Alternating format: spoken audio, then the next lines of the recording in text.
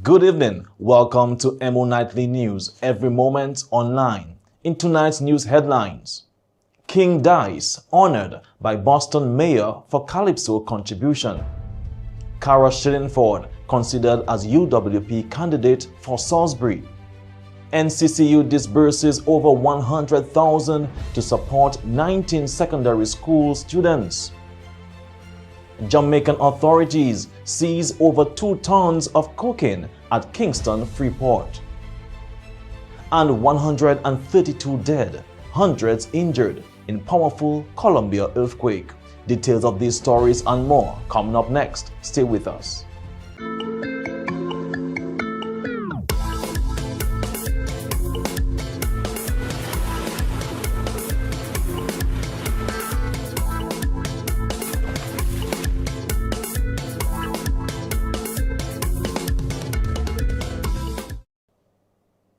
Welcome back, everyone. I'm your presenter, Rick Francis, and this is the news broadcast for the 11th of August, 2026. In local news this evening, what began as an ordinary day for one retired educator turned into a memorable celebration as colleagues, former students, and members of the school community came together to honor her years of dedicated service.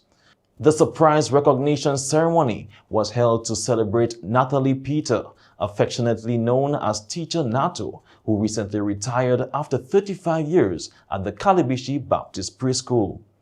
Unaware that anything special had been planned, the retired teacher was visibly surprised as she entered the venue to find colleagues, friends, and well-wishers gathered to celebrate her contribution to the teaching profession.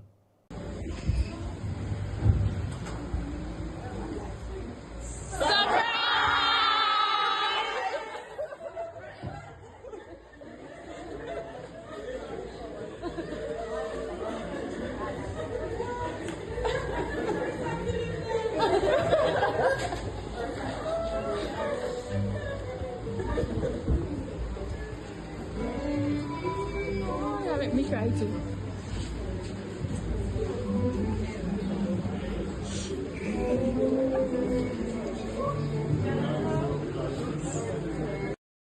Throughout her career, Teacher Nato touched the lives of countless students, not only through her classroom instruction, but also through the guidance, encouragement, and care she provided.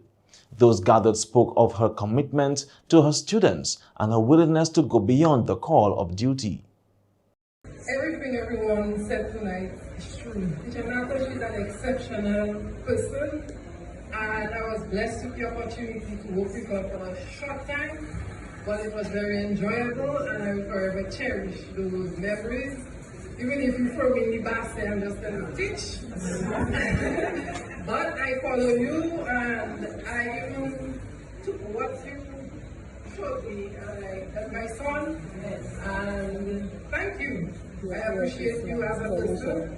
You helped me so much in my personal life.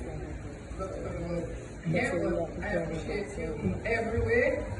And it's not often that so many people have all these good things to say about one person. So this is testament to how she's just an amazing person.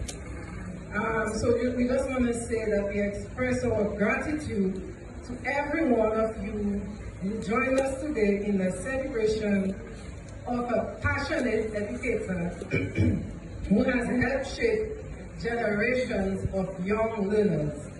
May this milestone inspire us all to positively impact the lives of children.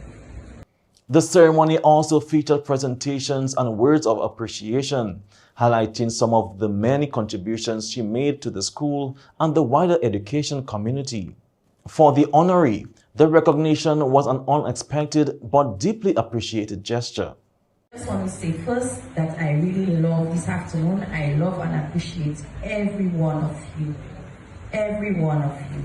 I can see all the children that I taught, and those from Woodfordale, those from Benz, see Olivia, I see Anita and the others. And yes, Calvishi people, all the support, I just want to thank you for being here, for recognizing my work over the years, for encouraging me. I learn a lot from you, you learn a lot from me, your children learn from me, I learn from them too. Oh, don't talk about learn from children. I learn countless things from the children. So this afternoon, I just want to say how much I love and appreciate my community people. And I thank you for coming out here this afternoon. While retirement marks the end of one chapter, those who gathered say the legacy she leaves behind will continue through the many students and colleagues she influenced over the years. The celebration served as a fitting tribute to an educator whose years of service have helped shape generations of young people. 10-time Calypso monarch Denison King Dice Joseph has been honored by Boston Mayor Michelle Wu for his contribution to Calypso music. The recognition was presented last Saturday during the Creole in the City event in Boston, Massachusetts. Dominica's most decorated calypsonian, King Dice, began his career in the junior calypso competition before advancing to the national stage. He captured his first national crown in 2004 with songs including Peace is My Business and Animal Farm.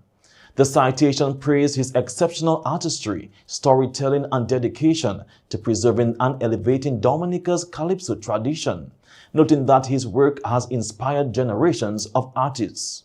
King Dice accepted the recognition, describing it as an honor. Attorney at law Cara Shillingford may be the next candidate to represent the Salisbury constituency for the United Workers' Party, UWP. Reports suggest that members of the community recently met and selected Shillingford as the preferred choice to contest the constituency on behalf of the party. However, no official announcement has yet been made by the UWP executive. We await the party's official confirmation and the expected unveiling of its candidate for the Salisbury constituency. Shillingford spoke to Matt Peltier after winning the nod from the community. A fatal vehicular road traffic collision occurred at 10 minutes past 10 p.m. on Sunday, August 9, 2026 on the EO Highway. Here is Mr. Fixton Henderson, Public Relations Officer, with more details on this story. The Commonwealth of Dominica Police Force is investigating a fatal vehicular road traffic collision which occurred at approximately 10:10 p.m. on Sunday, August 9, 2026 on the EO Highway in the vicinity of the Canefield Airport. The deceased has been identified as a 50-year-old male Joseph Wayland of Foncolé. Preliminary investigation indicates that Wayland was driving a black Toyota Noah minibus in a southerly direction along the EO Highway when the vehicle collided with a wall on the eastern side of the road near the Canefield Gospel Mission Church. The vehicle then flipped over onto its right side. Personnel from the fire and ambulance services responded and extricated Wayland from beneath the vehicle. He was transported to the Dominica China Friendship Hospital for medical attention, where he was examined and pronounced dead by a doctor. His body was taken to a funeral home pending an autopsy. The Commonwealth of Dominica Police Force continues to investigate the circumstances surrounding the collision and expresses its sincere condolences to the family and friends of the deceased. Finally, in local news, the NCCU has dispersed more than $100,000 to support 19 students as they begin or continue their secondary school journey. President of the NCCU, Clement Maslet Jr., says the institution remains committed to providing meaningful support to the next generation of learners. The 2025-2026 academic year, the NCCU Limited Sponsorship Program incurred a total expense of $136,358.80. This year's cohort of 19 new first-form entrants bring our overall support to 94 secondary school students, of whom 75 are continuing scholars in Forms 2 through 5. The National Cooperative Credit Union, our commitment is education. And we have been backing this in a very tangible way, a meaningful support, and I'm sure that those who have received scholarships before can attest that in hard times, NCCU has always been there. He also encouraged parents to play an active role in supporting and encouraging their children throughout their education. We know that no scholarship can replace the daily encouragement, the late night support, the quiet sacrifices that you make. Your role is irreplaceable. Keep guiding, keep persevering, keep believing in your child, even when the road gets tough.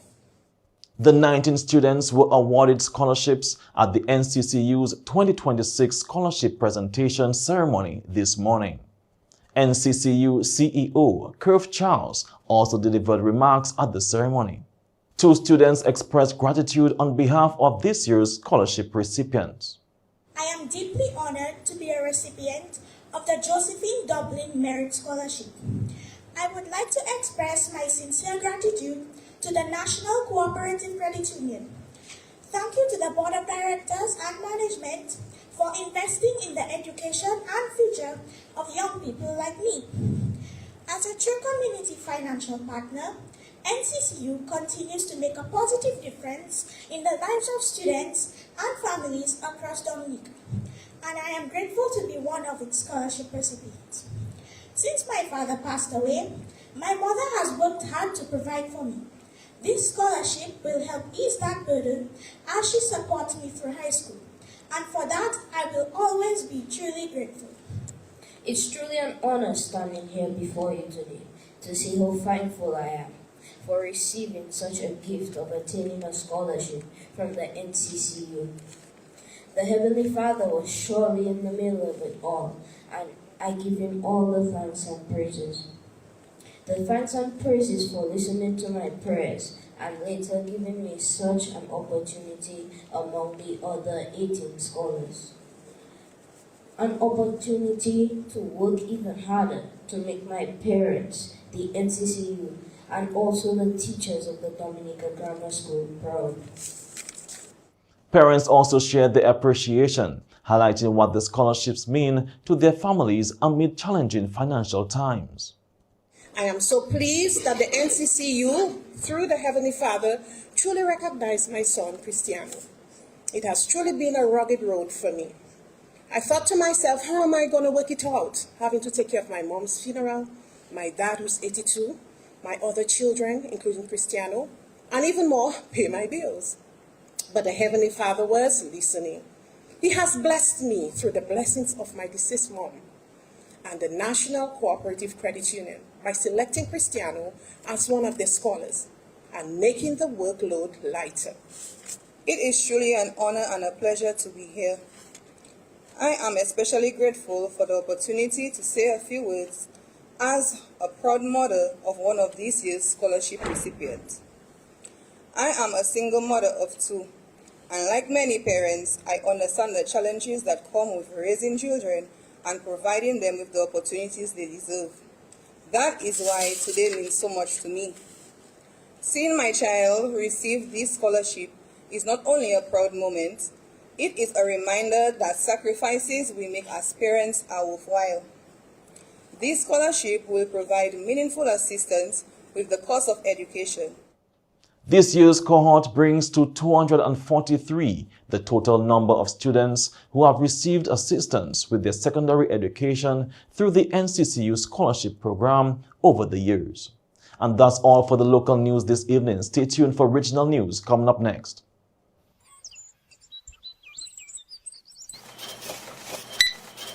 Tico, that's $800. Cash or card? When cash is low, Tico is still ready. Always card, Chalo. Would you like a copy of the receipt? No, Chalo. NBD already sent me the alert and I'll see it on Mo Banking later. That is it. From card to farm. Power your business with the NBD Small Business Credit Card. Your partner, your bank. In regional news, the Jamaica Constabulary Force and Jamaica Customs Agency have seized more than 2 tons of cocaine in a 3-day operation at the Kingston Freeport Terminal. 8 people are in police custody as investigators work to dismantle the transnational criminal networks behind the shipments. The seizures were made between August 5 and 7. 2 containers bound for Spain were found with nearly 2 tons of cocaine, while another shipment destined for Florida contained cocaine and ganja. The cocaine seized in the operation has an estimated street value of more than 1.2 billion Jamaican dollars, with a much higher value on international markets. The JCF says its counter-narcotics operations have resulted in the seizure of more than 7,200 kilograms of cocaine since the start of the year. Kingston Freeport Terminal says it is cooperating with police as investigations continue. St. Kitts and Nevis has welcomed a new group of Ghanaian nurses to its healthcare workforce. The Ministry of Health says the recruitment will strengthen the country's ability to provide quality healthcare while deepening ties between the Caribbean and Africa. Prime Minister and Health Minister Dr. Terence Drew joined senior health officials and hospital leaders for a welcome ceremony on Monday. The Prime Minister also led a ribbon-cutting ceremony to officially reopen the refurbished private ward at the Joseph N. France General Hospital. The United States says it wants to strengthen its relationship with the Caribbean, with Deputy Secretary of State Christopher Lando acknowledging that ties between Washington and the region have not been as close as they should be.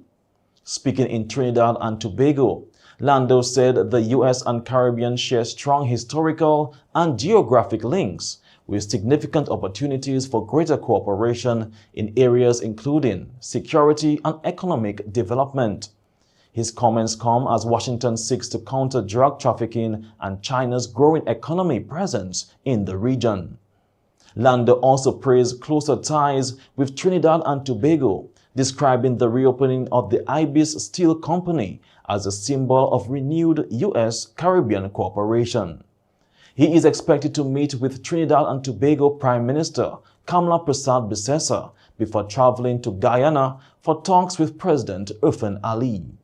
And that's all for regional news this evening. Stay tuned for international news coming up next. Blast Gaming presents its biggest job whatever. Blast Mystery Progressive. I'm so excited. I can't hide it. In your blast up and rising. And I like it. It going up and up and up and up and up. Blast up and up and up and up and up and up. Play selected games to win in the Blast Mystery Progressive. Pick until you match 3 gems and win one of the 5 cash jackpots. Or you can blast up with the Mystery Progressive jackpot. It going up and up and up and up and up. Blast up and up and up. Blast Gaming. In international news, rescuers are searching for survivors in Western Colombia after a magnitude 7.4 earthquake killed at least 132 people and injured hundreds. The quake caused widespread destruction in Cali, Pereira, and the remote Choco region, where the full extent of the damage remains unclear. Rescue crews have pulled 2 women and 2 children from the rubble, while teams continue searching for others trapped beneath collapsed buildings. More than 1,600 buildings have been damaged or destroyed, and authorities warn the death toll could rise. President Abelardo de la Espriella has declared a national emergency and deployed military and police forces to assist with rescue operations. The United States has pledged $15.5 million in emergency aid, while the European Union is providing satellite support. A Chinese rocket exploded shortly after liftoff Monday, marking a rare failure for one of the country's main launch vehicles. The Long March 7A erupted about 85 seconds after launching from the Wenchang Space Launch Site in Henan. It was carrying a communications satellite. China's state news agency confirmed the failure, saying the rocket experienced an anomaly and that the cause is under investigation. The mission was the Long March 7A's 18th launch and only its second failure since its debut in 2020. The incident comes as China intensifies its space race with the United States, including efforts to develop reusable rockets and expand lunar exploration. And that's all for international news this evening. Stay tuned for the sports segment coming up next.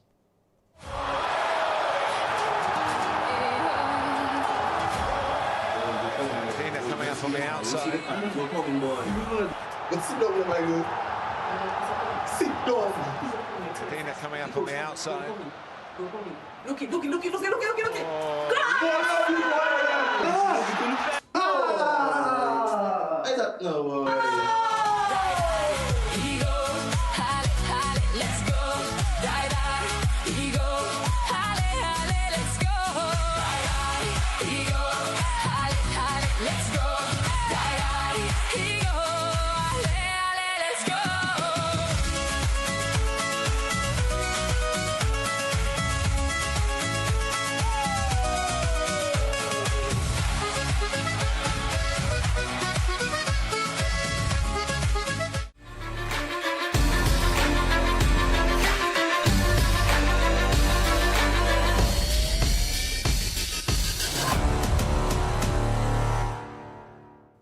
Welcome to the sports segment.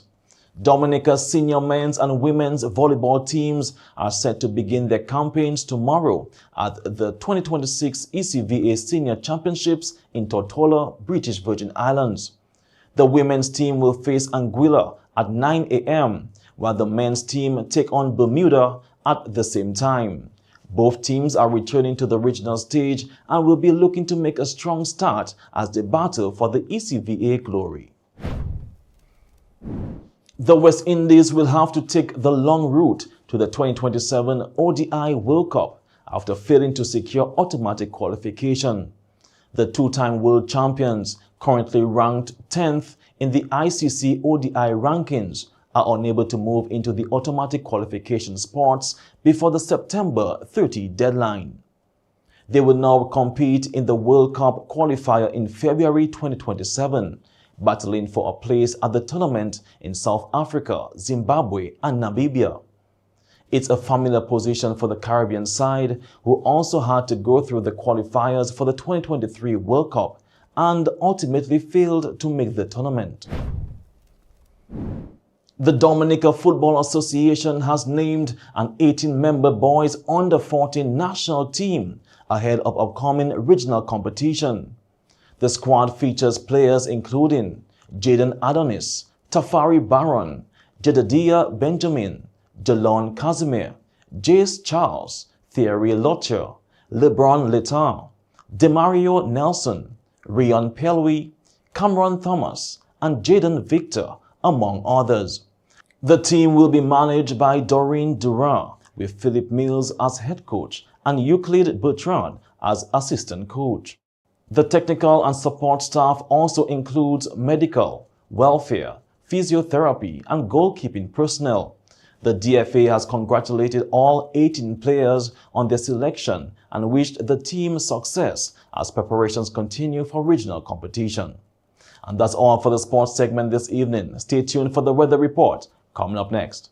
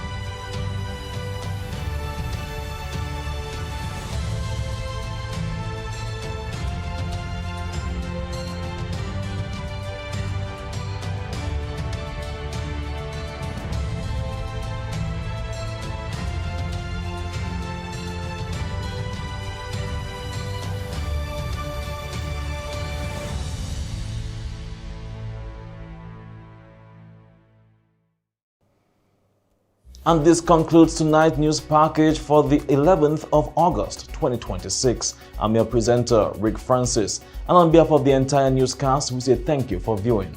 This is Emo Nightly News, every moment online. Have a good night.